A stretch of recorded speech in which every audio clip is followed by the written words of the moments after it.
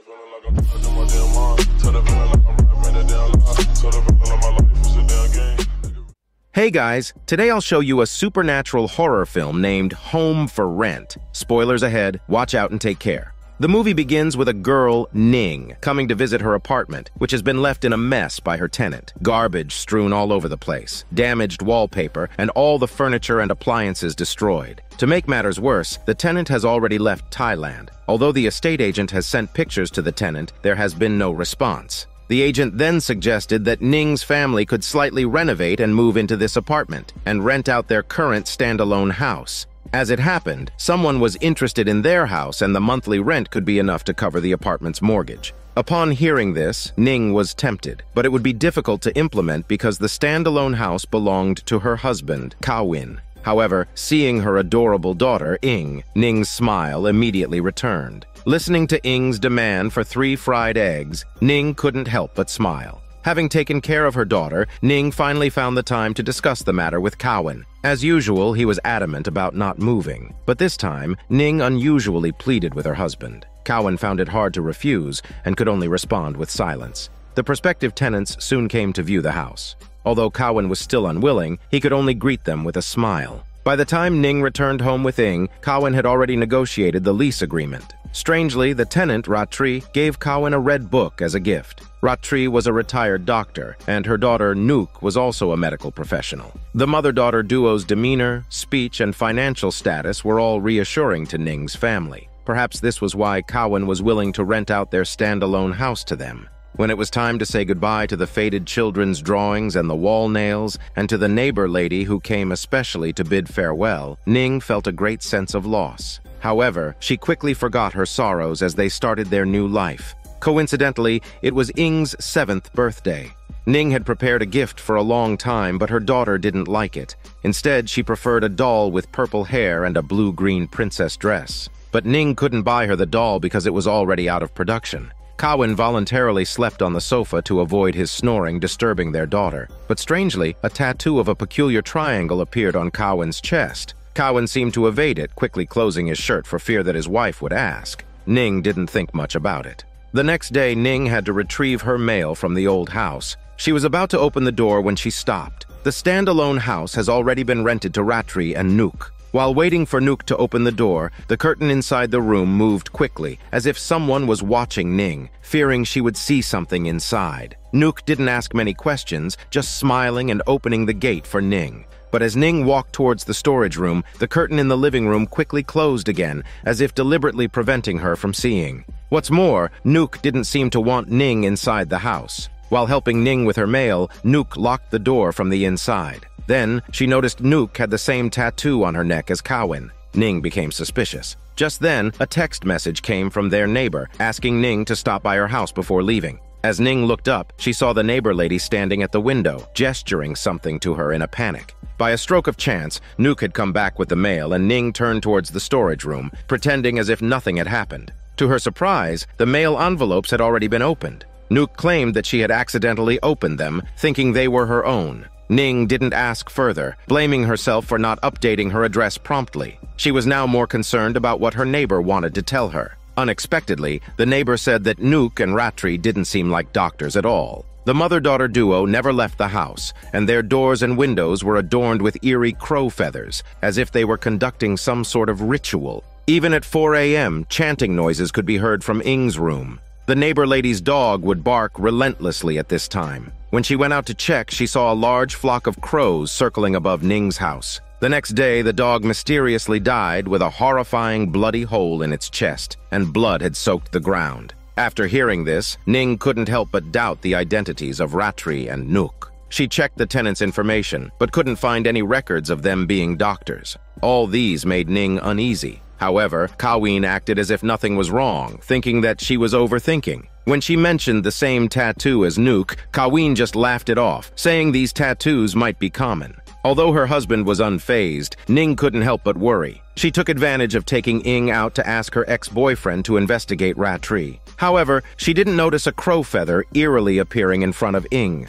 At night, crows inexplicably gathered outside Ing's window, and bloodstains seeped out from under the mattress. The next moment, the window opened by itself. Ing got up and yelled that someone was in the room. Ning quickly got up to comfort her daughter and closed the window, completely oblivious to the flock of crows that had just flown away. As Ning closed the window, the wardrobe door opened on its own. The sound made Ning panic. She walked up and forcefully opened the wardrobe door, but there was nothing inside. Just then, her phone rang. Ning breathed a sigh of relief and checked her phone. But the moment she turned away, a pale ghost face appeared in the wardrobe, which Ning didn't see. The neighbor's message made her even more frightened, showing that Ratri was conducting another ritual. Ratri sat in the dim red light, holding that red book. The next moment, as if sensing something, she suddenly turned back to look at the neighbor lady. Ning quickly replied to the message to inquire, but there was no response from her neighbor. Feeling that something was wrong, Ning got up and called her husband. To her surprise, Cowan was not in the living room. The only response was the thump-thump sound of the balcony door. The sudden noise made Ning tense, but then she thought it could be the wind. Ning dialed her husband's phone. The ringtone sounded from the bathroom, but Cowan remained silent. Ning cautiously approached to check. Just as she approached the door, Cowan suddenly popped his head out. He acted as if nothing had happened and walked back to the living room. But this time, Ning noticed something different. Cowan was holding the red book that Ratri had given him. Without asking, Ning returned to her room and started observing secretly. As expected, Cowan put the red book back into his bag and even set a password lock. Perhaps something really was happening in their house. Ratri and Nook might indeed be up to no good. To validate her suspicions, Ning arrived at the neighbor's house early in the morning, but no one responded inside. However, Nook showed up uninvited, claiming that the neighbor lady had returned to her hometown. But Ning knew better. The neighbor was a local, with no relatives from out of town.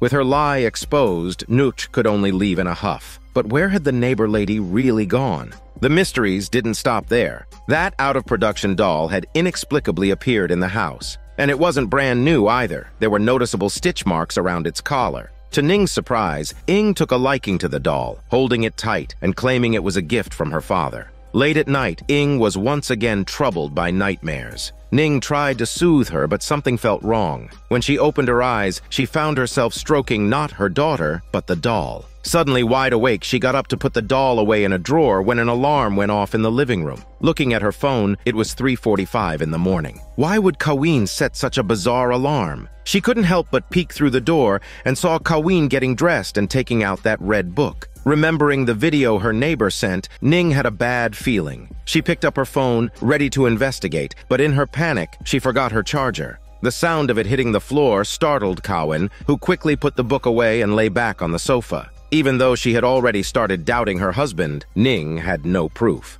As she was about to go to bed, her daughter's skirt on the wardrobe started to move on its own, giving Ning goosebumps. She held her breath, hastily hung up the clothes, and closed the wardrobe door. But what she saw reflected in the mirror sent chills down her spine. A pale-faced ghost was bending over Ing, its ghastly hand on her forehead. Ning cried out in shock and turned around, but there was nothing in front of Ing. Yet when she looked back at the mirror, the ghost was still there, its bulging veins and sharp hand pointing at Ing's chest, as if it had left something on her. But Ning couldn't do anything, because she couldn't see anything in reality. In her panic, the ghost had already moved behind her. The terrifying, swollen ghost face was smirking at a chicken screaming Ning. She hurriedly turned on the light, and the ghost disappeared like a ghost. By the next morning, Ning noticed the fresh marks on Ing's body. The shape was identical to the tattoos on Cowan and Nook. Ning knew she couldn't just sit back and do nothing. She stayed awake all night, waiting for 3:45 a.m.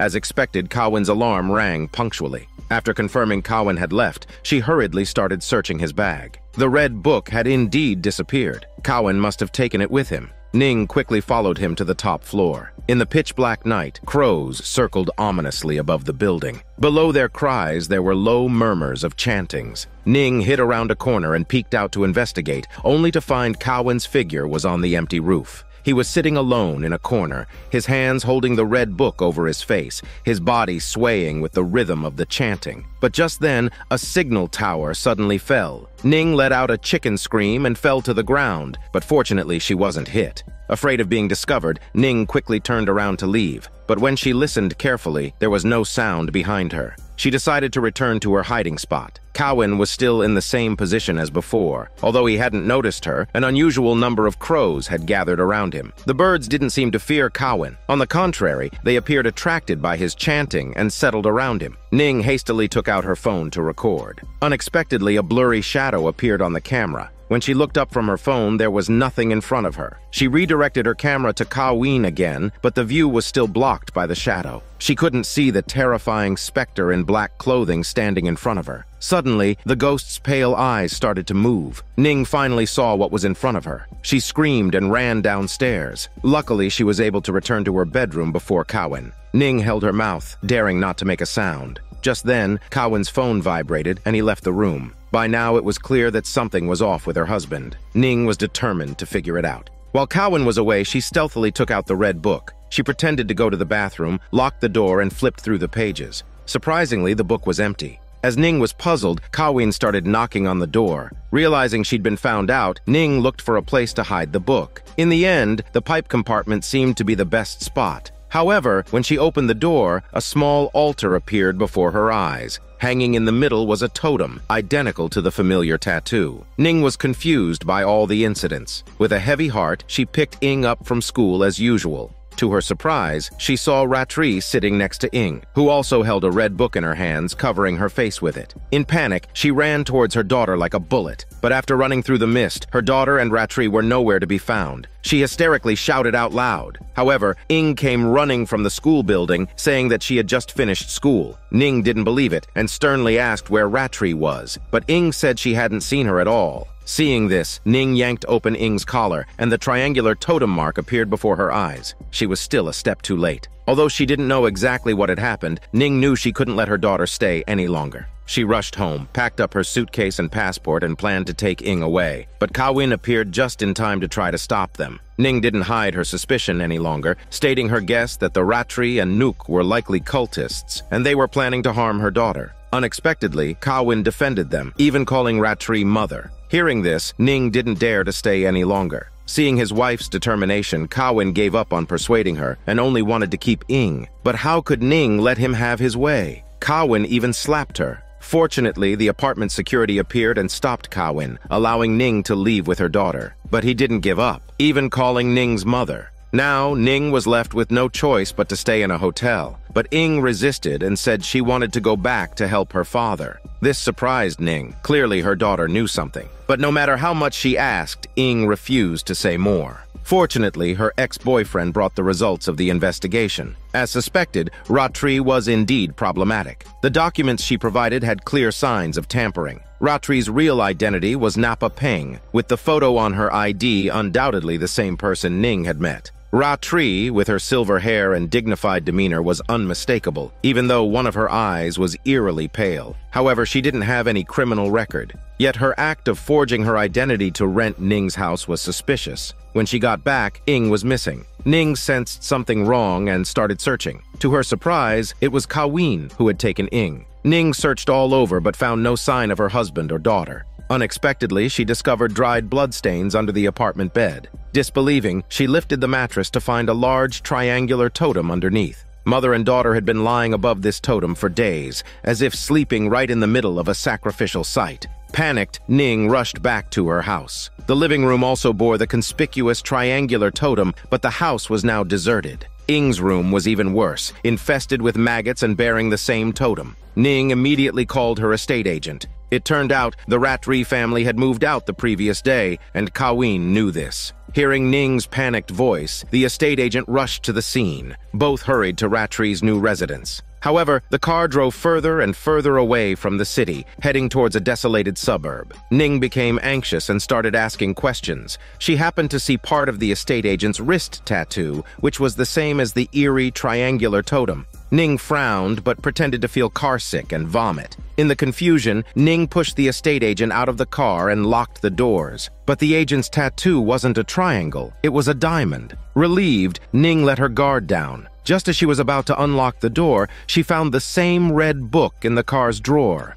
Looking up, the agent had broken the car window. He had transformed into a different person, trying to subdue Ning. During the struggle, the estate agent's triangular tattoo was revealed. He was also part of Ratri's group. Ning pushed him away, jumped out of the car, and started running. However, she couldn't escape the agent's pursuit and was knocked unconscious. She was packed into a suitcase and taken to a deserted villa in the suburbs. It was 3:45 in the morning. The scene then shifts back to 11 years ago. Cowan had a lovely daughter, Ja. Back then, the gift Cowan gave his daughter was a rare doll, with Ja's name embroidered on its collar by Cowan himself. Ja's doodles decorated the walls. Father and daughter were close and loved each other dearly. Every day, Cowan would prepare 3 fried eggs for Ja, hoping it would help her grow taller and mature faster. However, tragedy struck. The repaired water heater malfunctioned, causing Ja to die from electrocution while taking a bath. Misfortune had befallen this already incomplete family. Ja's mother had disappeared after giving birth, and it had always been just Cowan and Ja.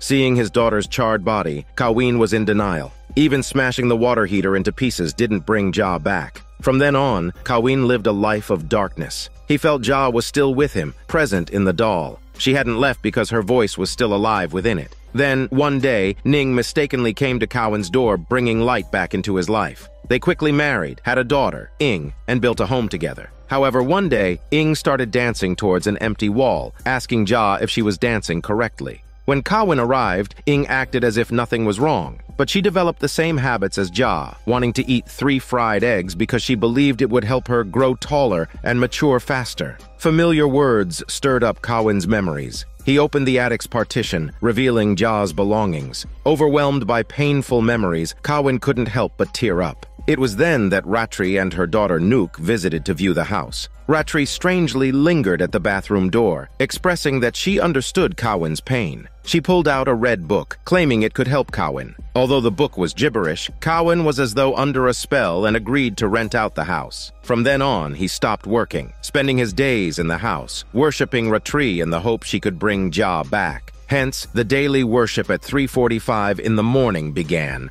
On the day Ning went to the warehouse to fetch the mail, the man with the curtains tightly closed was Cowan, fearing discovery by his wife. As for the flock of crows appearing in the ritual, Ratri explained they were God's messengers, telling Cowan that Ja had to leave. But Cowan wept, begging Ratri to help him. He missed Ja so much and felt he owed her a lot. Luckily, Ratri had a way, but before bringing back Ja's soul, they had to find a new host body, one that was close in age to Ja and could communicate with the soul. The perfect host was Ing, Cowan's little daughter. How could he favor one over the other? Seeing Cowan hesitate, Nook rushed to explain that 2 souls could coexist in one body. Ja would only be a guest and wouldn't harm Ing. Hearing this, Cowan no longer hesitated. He missed Ja so much. So Cowan took out the dust-covered doll and gave it to Ing. The father and daughter confessed their secrets to each other. Ing really could see Ja, but after moving to the new apartment, Ja disappeared. Upon hearing that they were sisters and their father could bring Ja back, Ing agreed without hesitation. Not only because she liked her sister Ja, but also because she couldn't bear to see her father cry in pain. After getting Ing's agreement, Cowan set his plan into motion. He set up an altar in the pipe compartment and drew a triangular totem on the bedboard. However, he only drew one symbol, and Ning saw a complex pattern. The bizarre pattern seemed to come to life, constantly eroding Ning and her daughter. But Cowan was oblivious to all of this. After being followed by Ning that day, he did not notice anything unusual. With his eyes tightly shut, Cowan didn't notice the red book spontaneously igniting, revealing obscure ancient texts. The next moment, he felt as if his soul had left his body. Before him was his own body, chanting prayers. The crows surrounded him and had turned into devout followers, swaying with Cowan's movements. Suddenly, a girl's laughter flashed by. Cowan followed it, seeing a skinny figure crouched on the ground. The girl in black was crouched in place, but her long hair did not sway with the wind. As Cowan excitedly called out and approached, the girl vanished without a trace. Cowan's joy quickly turned into sorrow, and he was awakened by Ning's chicken scream.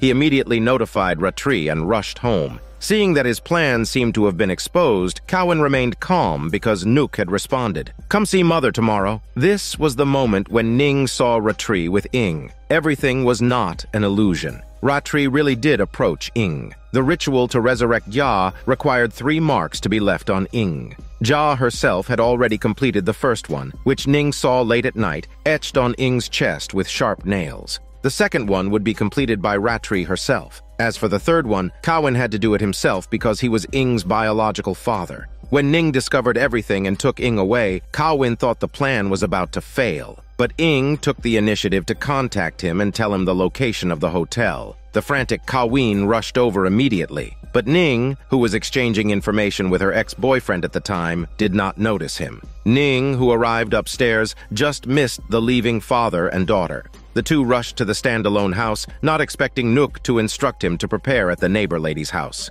Soon after, the anxious Ning also arrived, looking for her daughter. The father and daughter were upstairs witnessing the whole process. Only the withered plants in the neighbor's house made Kawin suspicious, but in the end, he didn't catch the loophole in Nook's words. Although the neighbor lady would be back tonight, Nook had the estate agent find a house in the suburbs to deceive Ning, which seemingly means that agent has been working with Ratri and her daughter from the very beginning. After Ning left, Kawin and his companions returned to his standalone house. He cut his palm and with fresh blood completed the last mark on Ing's forehead. Kawin left Ing behind and went out alone. Strangely, the ceiling of the room had started to leak, leaving a moldy spot.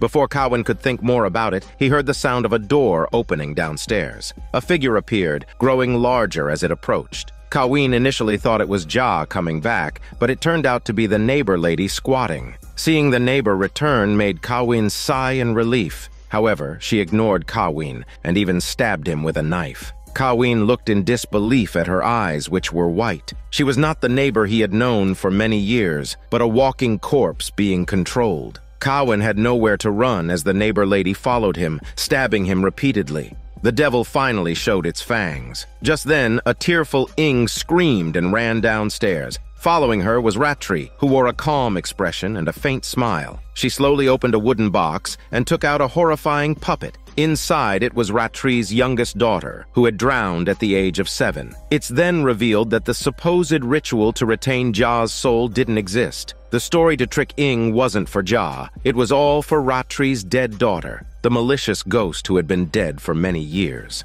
The figure that Kawin saw previously on the rooftop was it, with a chilling smile on its face. The whole conspiracy started 4 months ago. The estate agent, Ratri, and Nook were indeed in cahoots. Their first target was Ing, who met their requirements. The heavily damaged apartment was also their doing. On the day Ratri and Nook moved into the standalone house, Ratri discovered Ya's lingering soul. With her magic, she quickly found Ya's hiding place, above the partition that sealed Kawin's memories. To ensure her plan wouldn't fail, Ratri cruelly sealed Ja inside a doll. This was why Ing couldn't see Ja since they moved out. After moving into the standalone house, the first thing Ratri did was awaken the ghost of her drowned daughter, sealed inside the puppet. The blood-red totem was drawn on Ing's bed, and the crimson lines began to spread. In an instant, the malicious ghost's soul woke up. A terrifying hand reached out of the puppet's mouth. This horrifying scene was recorded by the neighbor lady, who was standing nearby at that time. Ratri found her out, and the moment she arrived at the neighbor lady's house, the neighbor lady lost her life and became a walking corpse. Subsequently, Ratri needed to complete the second marking. In order to completely lower Ing's guard, she claimed to harbor another soul within her own body. The moment Ratri's hand touched Ing's, they were transported to another space. In this space, the world seemed to slow down. Although everything around them remained the same, it had turned endlessly gray. Ratri no longer appeared as an old woman, but a young girl. The ritual they were about to conduct was called soul separation, and Ing was a crucial element in it. Born able to see spirits, Ing was filled with disbelief. When she looked back, she saw her own body and the old woman still seated in their original places. The body was that of an old lady, Napa Peng, whose identity was figured out by the investigation. The one conversing with Ing now was the real Ratri. Ratri had completed the soul separation 50 years ago and had since been residing within Napa Peng's body. Ratri's great-grandfather hailed from the mysterious Himalayan mountains and was a descendant of a powerful spiritual leader, so Ratri inherited the family's magical powers. The purpose of explaining all this was to get Ing to agree to the ritual voluntarily. She didn't know Napa Peng, the original owner of this body. Napa Peng was deliberately murdered when she was alive, all to allow Ratri to possess her body. Upon learning the truth, Ing screamed and ran downstairs, but her father had already collapsed in a pool of blood. The witch Ratri cut her palm and drew the corresponding inverted triangle symbol on the puppet with her fresh blood. Lastly, she drenched the room with crow's blood, especially the huge triangular totem in the center. Father and daughter were thus trapped in a desperate situation. On Ning's side, she was also taken to the outskirts by the estate agent. But when the agent threw away his phone and turned around, Ning was nowhere to be found. She had awoken earlier and escaped when he wasn't paying attention. However, Ning also knew that this was the beginning of the final battle. She hid under the car and finished off the agent with a knife. But by this time, the ritual had already begun. Fortunately, Kawin, hanging on to his last breath, managed to grab Nook's sexy body, but he was too severely injured, and Nook stirred at Kawin's abdominal wound, subduing him. Ning managed to deceive Nook using the estate agent's phone and found out the location of the ritual. She got in the car and raced towards home. However, it seemed she was too late. Listening to his daughter's cries, Kawin tried his best to comfort her. He reached out to touch his daughter, but it was impossible. Knowing time was of the essence, Ning wanted to call the police first, only to find that the agent's phone had run out of power. By this time, Ratri and Nook had already covered Ing's mouth. When Ning rushed back home, the roof was already swarming with a large number of crows, looking like a terrifying storm from afar. Ning hurriedly opened the warehouse, picked up a hammer and a gas cylinder. She used the microwave to detonate the gas cylinder and took advantage of the gap when Nook came down to check, rushing upstairs. However, she didn't know that not only was Ratri in the room, but there were also many believers appearing around, swaying and chanting. But when Ning arrived, she only saw Ratri alone, chanting, and her daughter who was no longer struggling on the bed. She stepped forward and lifted the book off her daughter's face.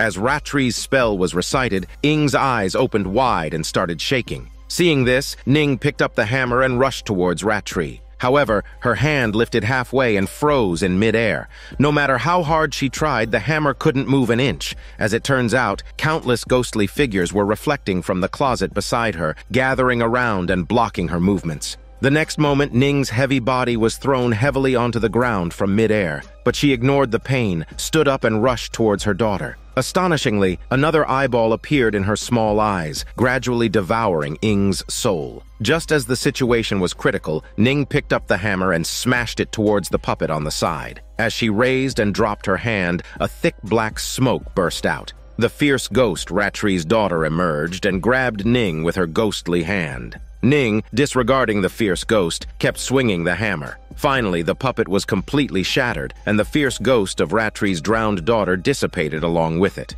Ning picked up her daughter and was about to leave when she bumped into Nook, who had rushed over. Facing the two who were closing in on her, Ning helplessly broke down in tears. But just then, the ceiling covered with water stains suddenly collapsed, knocking everyone to the ground. Ning and Nook fainted on the spot. Only Ratri was still slightly conscious. But she didn't expect that Ing quickly got up, picked up a metal rod, and stabbed it hard into Ratri's head. But how could Ing remain unharmed? Indeed, it was Jia, Ing's half-sister from the same father. At the brink of death, Kawin finally saw Jia, who he had been longing for. She was sealed inside a doll, forced to watch helplessly as her father and sister were persecuted. Kawin, gathering his last breath, drew the inverted triangle needed for the ritual on Ja's forehead. The droplets of water that fell from the ceiling were not ordinary water, but Ja's tears of sorrow. It was these droplets that helped Ja leave a mark on Ing to complete her soul-transferring ritual. Now, Ja did not hesitate to stab the metal rod again and again until the sinner Ratri was dead as shit.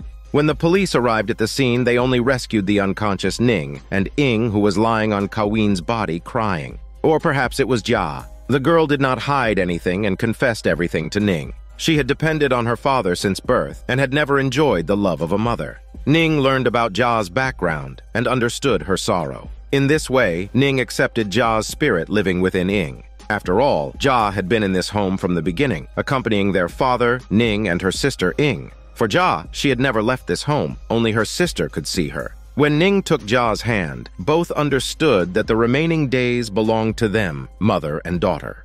This is Daniel CC Movie Channel. Stay safe and enjoy your day.